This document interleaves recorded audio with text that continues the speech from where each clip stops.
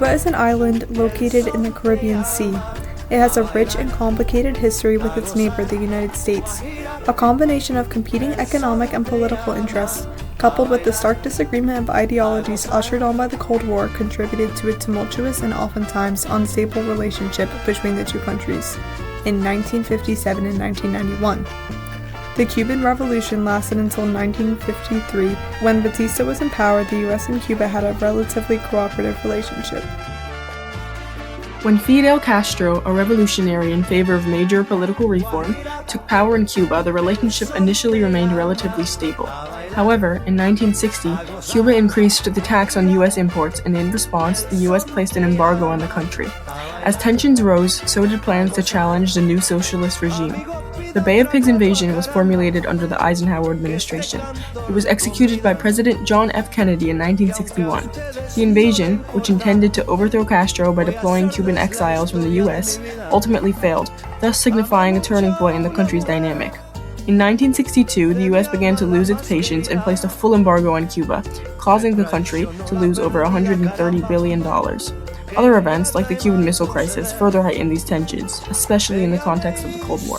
Why, with that attitude, have there been so many executions across Cuba without open, free trials? 2 or 3 dozen of criminals, because I think the judge is the first thing necessary for the happiness of the country.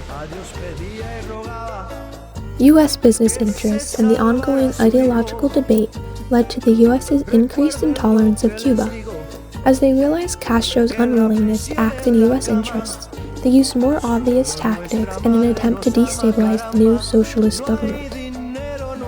They called Cuba's nationalization of U.S. businesses harassment and made several attempts on Castro's life. Cuban immigrants were welcomed into the U.S., and they were treated as though they were fleeing a repressive regime.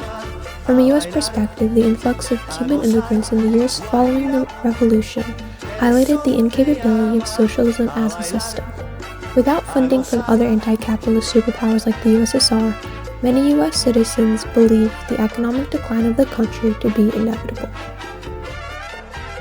There was also a cultural aspect to the U.S.'s disapproval of the Cuban Revolution. With the Cuban Revolution, there was a cultural and political movement in the U.S., the rise of the New Left. The New Left featured the increase of extreme leftists in the U.S. mainstream that supported and rallied with the Cuban Revolution. The movement was endorsed even by celebrities like Errol Flynn and major television programs such as CBS, as shown by the video. This added conflict in American ideological discourse, worsening the U.S. government's opinion of Cuba. Immigration from Cuba to the U.S. was also very common. The Cuban Children's Program started in 1960.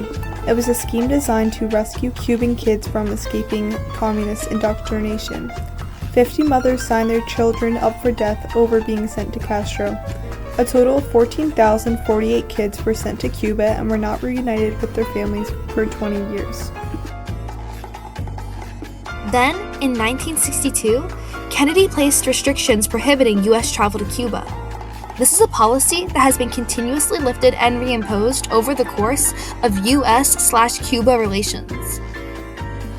In 1985, the United States began broadcasting news to Cuba.